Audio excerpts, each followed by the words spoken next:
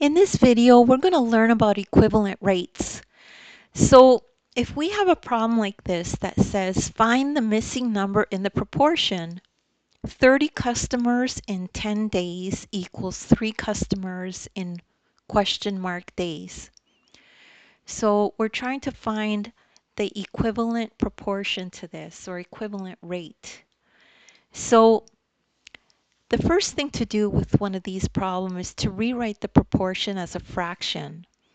So 30 over 10 equals 3 over something. So this is how you write it in numbers and as an equation or as a mathematical sentence. Okay? These are the words, and you just make it into a mathematical sentence. So a proportion is just a fraction. Okay? So 30 over 10 equals 3 over question mark. So now ask yourself, what do you need to divide 30 by to get 3? Because if these are equal, then we need to figure out what to divide each of these by to get the number. And you divide by the same number, the numerator and denominator. So when you ask yourself, what do you need to divide 30 by to get 3?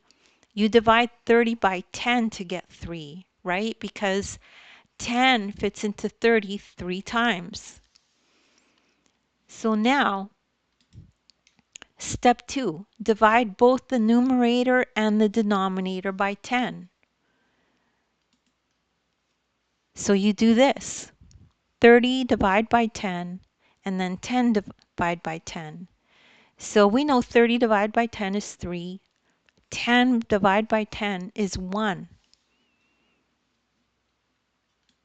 So our missing number is 1. This is the mystery number.